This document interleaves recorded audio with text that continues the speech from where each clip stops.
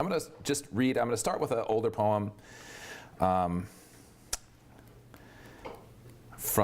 my hometown of La Crosse, Wisconsin. La Crosse is a beautiful place in certain ways, and as with many places and many beautiful things, the beauty of it is sometimes terrifying. This poem is called Fugue.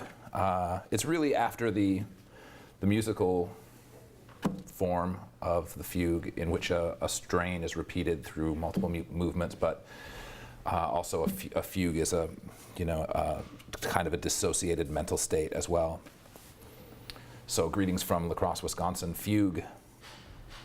Hospital copter skates south above the river, urgency and ease in its glide and rotor hum. Out of town, a girl has given her arms to a thresher, or a passenger rests half through a windshield. Once, a truck full of police with clear plastic shields sped away from city center, past a row of shops over basement apartments, where tenants ring chimes and light candles in shrines every day. Once, this place was on fire, once underwater. Once, this place hurtled through a sudden dream of light and heat, in form, unprecedented, in matter, all becoming of song.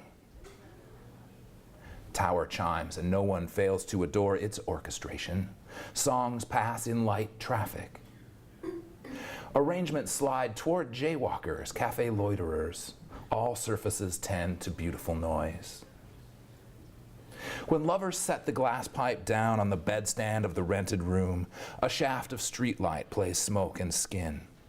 They exhale and descend into body. Pace and pitch evolve.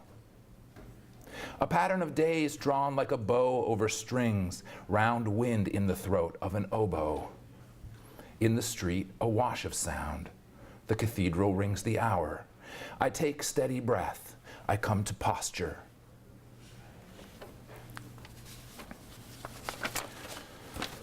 So that's what La Crosse is like.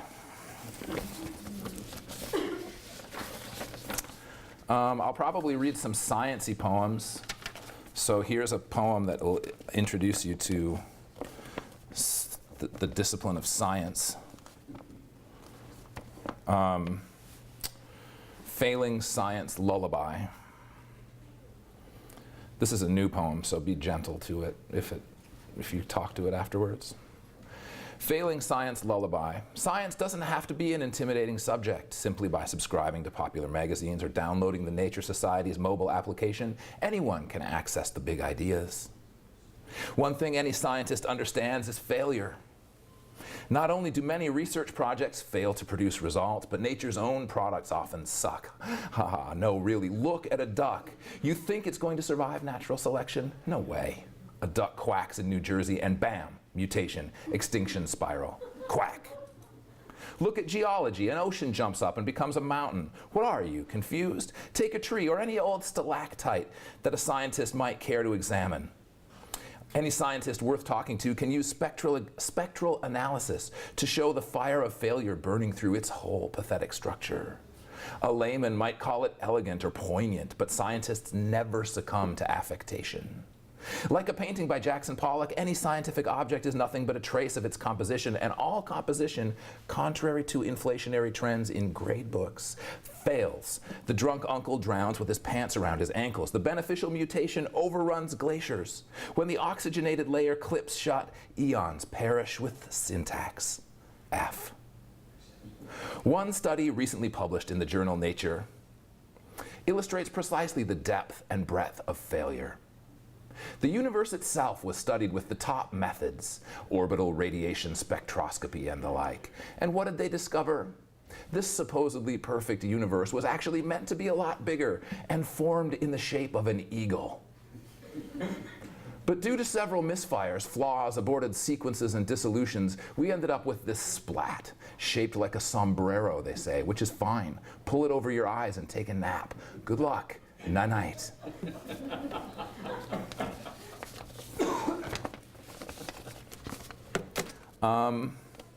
I'm going to read one more new poem, or maybe two more new poems, and then read some poems from Absentia. This is a poem about my house. My house has an addition that was built in the 1970s alongside of an older part that was from the 1915s. But the 1970s part was built by a karate master. So it's interesting in that way. This is called The Addition. 70s in style, wood paneling, itself a miracle really of processes originating in distant explosions. Painted orange, hung with both abandoned farm photos and Giacometti starvelings. All energy dissipates through structure, so these additions shape and elapse, an unkillable plant on a wobbly stand, wrought iron on the brink of failing. Lining the bookshelves, books, a concept that can seem absurd in the grand scheme. While volcanoes erupt on a moon of Jupiter, compendiums of knowledge decorate mortgage space. I guess it's the particulars that make history worth the bother, and it happens that this particular east side, screen porch, fire room, TV room, was added on by a karate teacher in the year of our Lord, 1974. With furious hands of dragon, he studded the foundation. With flying kicks of devastating construction, he hung the drywall. Running low on funds, he threw Chinese stars of leftover crown molding down for baseboards, drank cheap beer, and listened to Elvis records. Just as the first heat of this universe still ripples through our radio static, the master's legacy remains. His school of kung fu is over in the plaza, so when I stop by the pharmacy for pain relievers and pork rinds, I can watch through the big front windows a line of children practicing sweet jujitsu, while the sensei who cobbled together these tacky rooms lingers somewhere in the shadows, sizing me up, fingering his nunchucks. Or are those tapered candles or cock guns?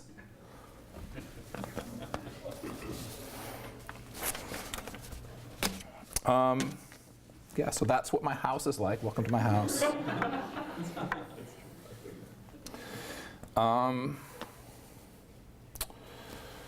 This is a poem that is written after a short story by Sam Lipsyte called The Dungeon Master, about Dungeons and Dragons. People still play Dungeons and Dragons? Yeah. Right on. This poem's not at all about Dungeons and Dragons. I just wondered if people still played it. And the short story is about it. It's a really good short story. But the first line of this poem comes from that story called The Dungeon Master, which I highly recommend. It's in one of the best American poetry anthologies. The title is Sam Says Everything. Sam Says Everything's weird if you stare at it, and I'm staring at the travel graph of the Voyager craft, the one that sailed past all our planets, taking the pictures I framed of Jupiter's big red eye, the spooky blue of Neptune, and ice geysers on a Venus moon. Thinking in this way, big picture, I emailed the high school friend who became a past life regression counselor. One time we kissed at night on a golf course. She said it wasn't right, and I still wonder specifically why. These years later, she said I felt like a dead person emailing her, and it freaked her out all week. I guess I was expecting a pretense of objectivity. One interesting way to live would be to spend your whole life asking, what the hell is wrong with yourself? But not in that oblivious way where you don't expect an answer. Have you noticed how certain television characters will just go, what the hell, and move on? I mean rather to expect an answer. I remember one story where life begins on another planet's moon, which made life seem kind of middling to me, something side-shelved and ignored. But I have gone on with this idea of a satellite tower way out in the frozen night, beeping instructions or some kind of news from the motherland we're supposed to understand. Like how, aging, one parent will send, the other parent has sleep apnea, so he can't help it, he's sleeping. Clippings about airborne diseases, bird diseases, and obituaries, and things I liked as a child, like the golf course, which apparently the city has sold to a private investment group, and nothing, as far as I know, horrible has happened out there. So, beep, beep, I was just saying hello. Beep, beep, but I guess I would like to know.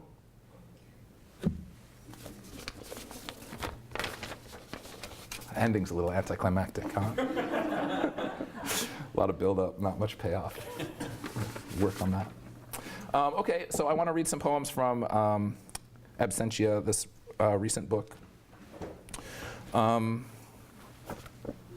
don't know, I'll just read this. I'll start with this one. It's called The Naturalist and the Antlion. Do you know what an antlion is? An antlion's a little bug. It's a little insect that has this way of hunting where it makes a little Well, I'm telling the whole story of my poem. I could just read you the poem as an explanation and then read the poem again. That's what I could do. The Naturalist and the Antlion. The naturalist notices a pit in the sand. He draws his audience closer, scans the surface, bends, pinches an ant, drops the ant in the pit, which is a cone cast at the angle of repose. So watching, everyone knows the ant can't escape. Ant scrambles, sand shivers. From the pit base, mandibles emerge. It's a nightmare for ants, a crab trap transition that can't be untriggered except, like magic, the naturalist extracts and separates predator from prey.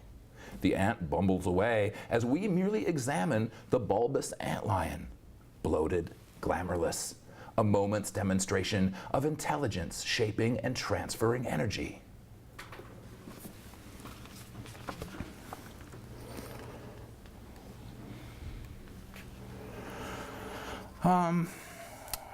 For me, writing poetry is sometimes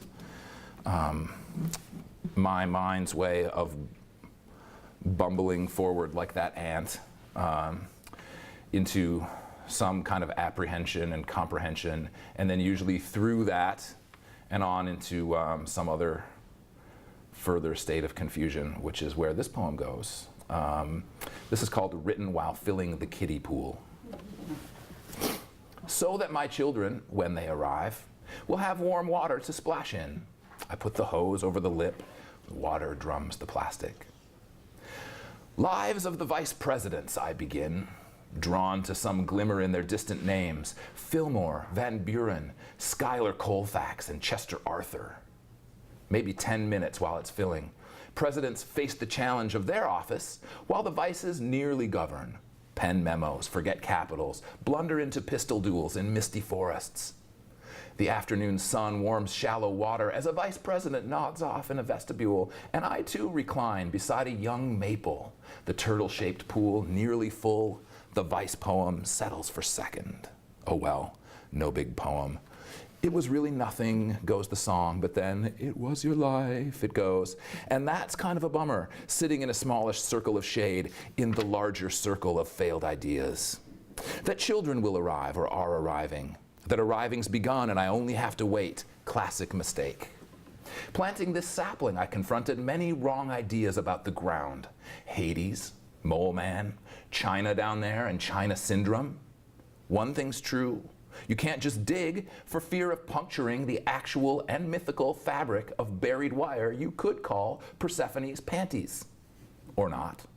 But you do call a hotline, and the next day flags appear. The future arrives, all clear for digging. As current might overwhelm a body, children shatter the latch, pour through the garden gate. Aaron Burr's bullet unwinds Hamilton's alternate future. Squiggly lines buzz up the arms, hair straightens, ears smoke. Children pause mid-air as if thinking made plastic swimming pools, maple trees. Time stills as water equals its container, then exceeds and spills into now.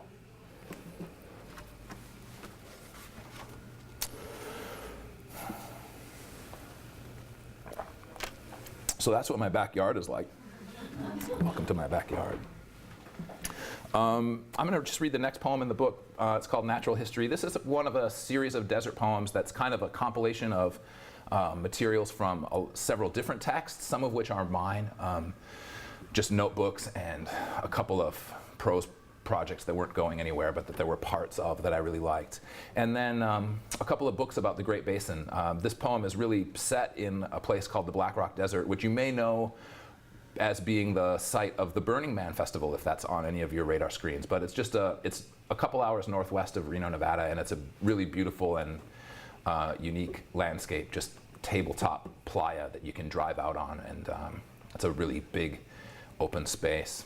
And this poem explores that, and it draws on a couple of source books about that place. William Fox's The Void, The Grid, and The Sign, and Sessions Wheeler's book, History of the Nevada's Black Rock Desert. Natural History. Canceled by virtue of its own best qualities, the desert produced its idea. A pleasured region arches its back, and a canyon bursts, 500 valleys fill like kiddie pools? Or are we just having a bad weekend here? Everything's a joke.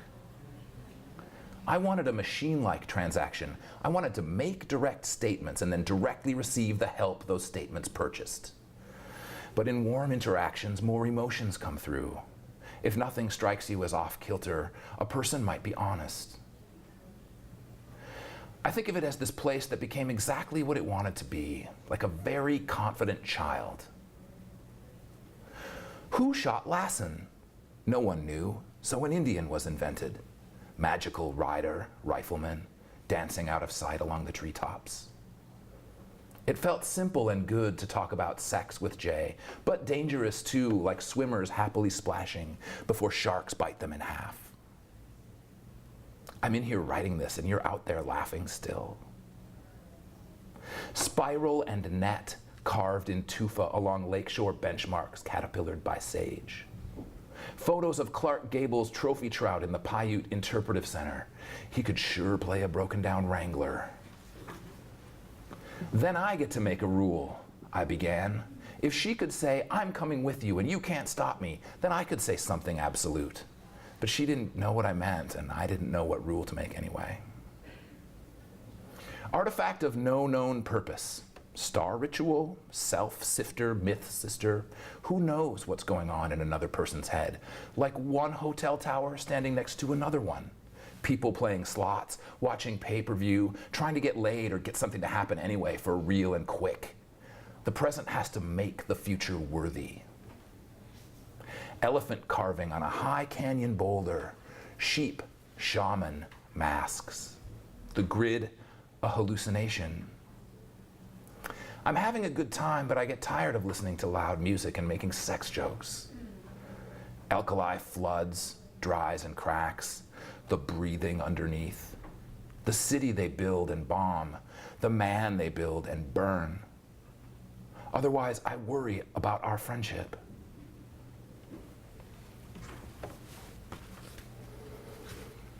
And I guess I'll read the next poem too.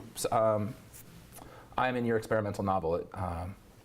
Anna brought it up in the introduction today, and I like this poem. I wasn't planning to read it, but there it is, and it's saying, read me. So, I'm in your experimental novel. I don't say thank you when the server brings a ramekin of cream. Misty Riverwood is my porn star name. I have a line. I was bitten by a shark. I cannot uncover your narrative arc. I have love in my life. I have children. My daughter catches me smoking from a glass pipe. I wonder, am I the type to scatter shrapnel across 100 pages? I am not your main character, but I am mine. Once in our lives, we should kiss on the lips. If my hand drifts, you may replace it in its proper domain. You and Vagboy moved to Santa Fe. As a gesture of consolation, you entrust me with a houseplant that overgrows my room. Entangled, pierced, and absorbed, I could snap, disappear, or dissolve, but you make me simple.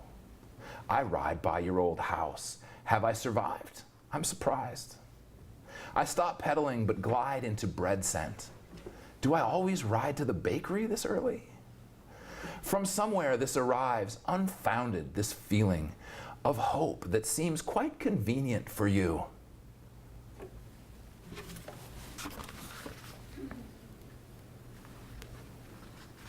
How's it going? How's the studying? Good. This would be, you could study, what was he studying? Econ? I wonder how that would have gone, studying econ. Oof. Well, the LSAT. I try to think begins with an epigraph from Mrs. Dalloway. A thing there was that mattered. Packed sand, branches, nettles, shoreline, but then airport, porta potty, sanitized cubicle where coverage expires. One surprise at the Moscow station, humans crumpled in fluorescent sleep, afraid at customs I'd never understand, sent to Siberia, but she stopped yelling, let me through to Fish Fabrique, where one old Russian hippie kept his John Lennon peace and love shrine. There, then, what could I have been thinking? A question I've asked when memory heaves back another city's abutments. Most of the time, nuclear war. From '83, when the Reds dropped Jason Robards with that fake Kansas blast. Until '02, when the nuclear part was just the tip to bust the bunker, which I always thought of as a gulf, not a Gulf word. I dreamed Osama's mountain lair, lighted tennis courts under granite tonnage, his high toss under high voltage, perfect C pose serve in white robes. I took another viewing of Beneath the Planet of the Apes. Obsessive traits run in families. After a fight, but before major security, we went to the airport, watched jets leap the ravine into cumulus clouds with sculptural properties. I thought of invisible pressures roughing up cabins full of married people. I wondered how they taught Sunday school in those basement rooms, knowing wildness in every moment's 86 religions. For a while, deserts only seemed good for war. Then I lived in one and found it good for Frisbee. For a while, it seemed I'd never share a sensible word with my father. Then he said he might have murdered the whole committee if they'd sent him back to China. Ruins compressed in geological strata, intersection of county roads after consecutive untended millennia. A squirrel got trapped in my friend's parents' cabin and died trying to chew through a window frame. Glacial runoffs, pristine, refreshing. Lit by a rig in flames on the surface, a child's sparkly sandal drifting down.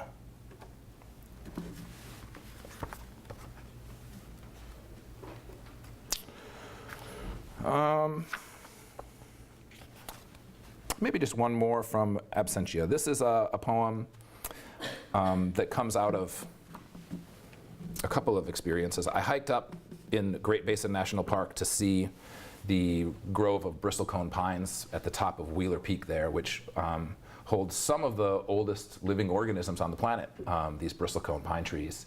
And shortly after that, I was in Vancouver doing a reading for my previous book, and I met this guy. I was telling the story, and I met this guy, and I had this very coincidental experience that this poem just narrates. In the middle of this poem, the other guy is speaking for a long time, and I will try to indicate those transitions by going like this. But it's a long time, so you might forget, and then I'll go like this, and you'll be like, what was that? But that's what's going on. It's called The Pinky of Great Sugi. I ended up talking with a young botanist who seemed a little lost at a bar party. I'd recently seen the bristlecone pines at Wheeler Peak, and he listened as I described my hike. The strange, entangled trees clinging to granite, and the stump of the dead Prometheus, once the oldest living organism cut for research. He walked away. I worried I'd bored him. I lingered at the edge of other conversations, and a bit later he came right to my shoulder, more visible in the bar back lantern glow, his face a figure eight between lamb chop sideburns, eyes set apart and flush on mine, assessing. He handed me a small envelope with something like a cylinder inside. I couldn't believe what you were saying before. I just returned from Japan, where I visited Great Sugi of Kayano. No exaggerated sagebrush. Sugi's 160 feet tall, and at 7,000 years old, he's earned the status of a priest. Commoners and emperors approach him with questions about their lives. I went to see the master, but I met a protective barrier. Why had I imagined I would be able to touch him? Thwarted, I felt the mystery of my journey fading. Then, standing there, I noticed scattered sprigs that could only have belonged to Great Sugi. Suddenly revitalized, I picked one for my mother, one for myself, and one for my partner here in Vancouver, who felt very near to me then. I had not arrived with a question in mind, but after receiving these gifts, I felt eager to take instruction from the oldest being I had seen. So I asked, Great Sugi, how will I ever let go of this living? I waited. The wind blew the same. Birds continued to dip and dart. Tourists posed and smiled. I offered a bow and walked away. When I returned home just 3 days ago, my partner was gone. His life with me was wrong. He left a note I hadn't even known. I tapped the envelope into my palm, a twig like a pinky run with thorns up the bone. It's okay, said the botanist. I want to be alone. He returned to the dim, busy scene, and I tried to handle the barbed relic, detached but still integral, potent, resistant to the touch.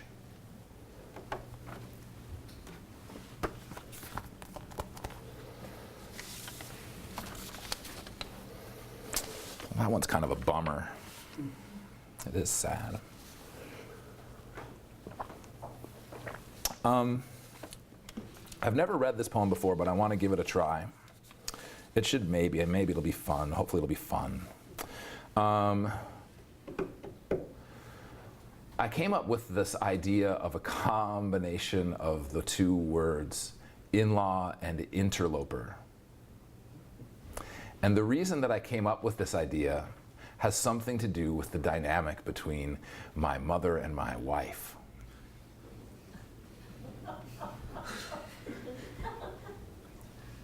This is a poem about that, called The Pajama Queen and the In-Law Terloper.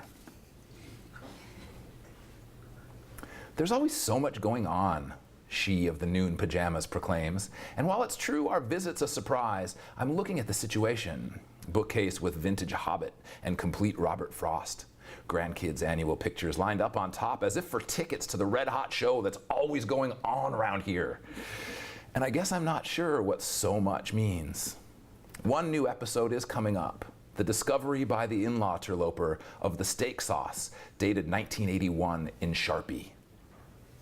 In case you're reading this in the distant future, in some context that blocks you from knowing the origins of this textual artifact, it is 2012 AD, or CE for secular folks, Common Era. What is your era called? So the sauce is old. Now, steak sauce, that's tangy, and we put it on cooked slices of cow or deer, or cooked eggs from chickens or ducks, or soy products or tofu, if we're vegetarian. If we're vegan, we might avoid steak sauce because it has a meat word in its name. Also, briefly, some people will give steak sauce a chance on almost anything, like on ice cream or in coffee or on a banana. It can be good. In this story, the older woman in pajamas writes in marker the current date on new products she acquires, so that when the younger woman in jogging pants who married her last child, the child she miscarried to get and took an extra job to pay for, who had some bad qualities but turned out fairly normal, she thinks, finds steak sauce so old that it has, well, died. The sauce has separated into two different substances, like a body and a soul, neither of which will actually pour from the shapely container. This in-law terloper cackles and jumps up and down, shaking the open refrigerator door and seeming about to crumple from laughter to the tile, where she'll continue writhing and screeching like a broken machine for God knows how long, thinks Pajama Queen. She shakes her head. Neither she nor her husband of 56 years wants or needs steak sauce. She keeps it because her boy likes it, or, well, liked it when he was a little younger. It's really not that long ago that he used it, if you can think with any perspective. She looks for confirmation to her husband of 56 years, but he has fallen asleep watching weather on television, which is a thing he does normally, not a psychosomatic reaction to the events unfolding. So are all the pointed looks of concern collected during this lovely surprise weekend visit really necessary? She will grumble almost inaudibly exactly once. She will do the news puzzles and choose to ignore these other things. Between bouts of laughter, the in-law terloper will manage, we really have to throw that away. That will be another thing, sighs Pajama Queen, nodding as if counting, and now continuing to nod, well beyond the echo of this ending.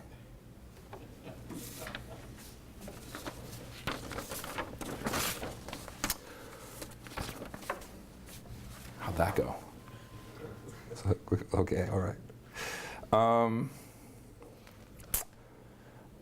I want to read one more poem from Nervous Systems, and then one more new poem, and then I'm going to be done. This is the first poem in the book. It's called Inside ± Outside. It's really two poems, separated by a plus or minus symbol, which I think means that if you like the first one just fine, then you can plug your ears for the second one. Inside plus or minus outside. A scorpion pins and then injects a moth with fluorescent venom. A man in a lab coat explains, impulses will accelerate for 1 mad second before total paralysis, what we would call death. Another tech massages a monkey frog with an electrode. On its bright green skin appears a creamy venom that slows AIDS in serum. The scientist strokes the frog absent-mindedly. He says it enjoys the process. I remember the view from Mount Rose Peak, the Alpine Lake and north-south range, Nevada to the east in yellow and brown waves. I sensed charged filaments in my eyes. Streams could almost be seen as strands of wire entering me. Here's a patterned view of River Valley weather. 29 smokestacks twirl a sky necklace, inflow, overflow. Out of Calgary, a cool trough spins the chain along the Great Lakes. A spiral line eyes the Atlantic. This hour, a new foot of snow for New York. Plus or minus. I'd been reading about the homunculus, the little man inside translating the body into the world, when I noticed light taps on the loose panes of this screened patio. I'd been preoccupied with the friend, not wanting to get married, but getting married in a month in Maine. My eyes came up from the page. The azalea is budding. It's May, and then the light taps of rain. I heard and smelled and saw and stood and laughed that other worry, to enter weather's worry. It felt so good outside.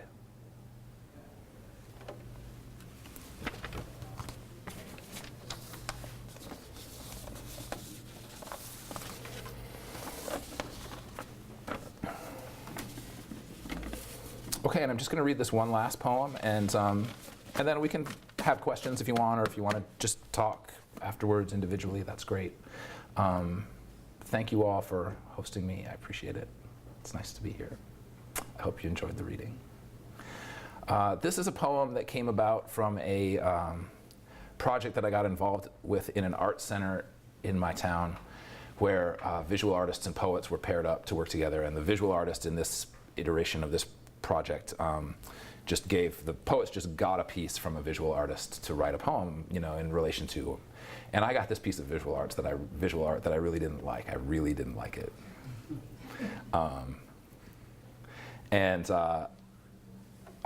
After a while of just, wondering what to do, I ended up writing this poem that really stemmed out of my dislike for the piece, and just going, fuck it. If he reads it and he doesn't like it, it's fine. His piece of shitty art deserves. Somebody needs to tell him. And I don't honestly, actually, as it turned out, I don't think it comes through super strongly in the poem. But the butt end of it is that I got this poem that I think it's really good, and I really like it, and I honestly think it's one of the best poems I've ever written.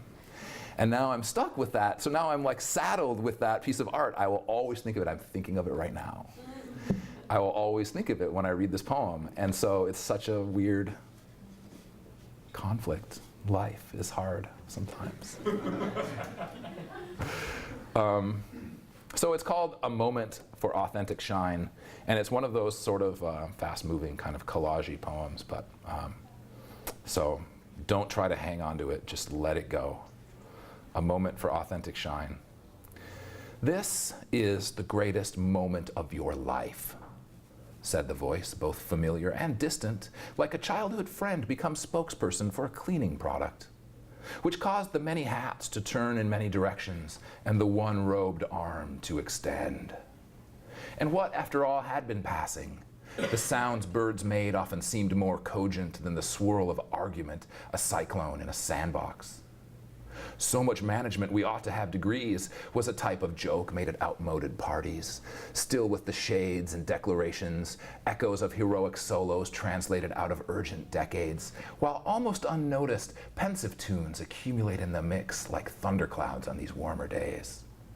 Regardless, the names come unpinned, stars die. A closet full of semi-recognizable jackets and hats bespeaks the bygone, and yet the baffling rekindling of romance may justify the maintenance of a hairstyle. A certain heart medication. No, I was afraid to say it.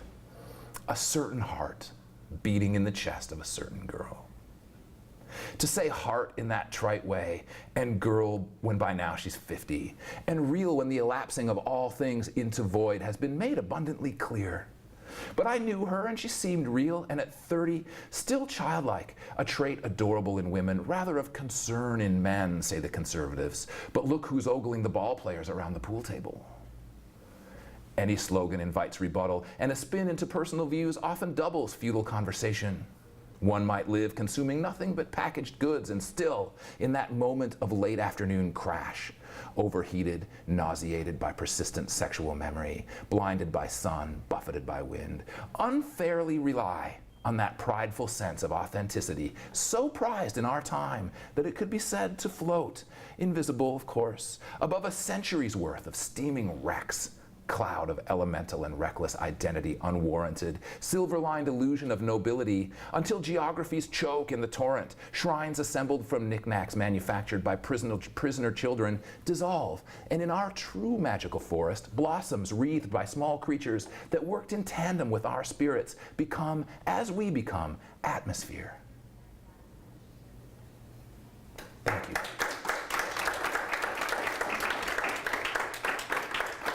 Thanks.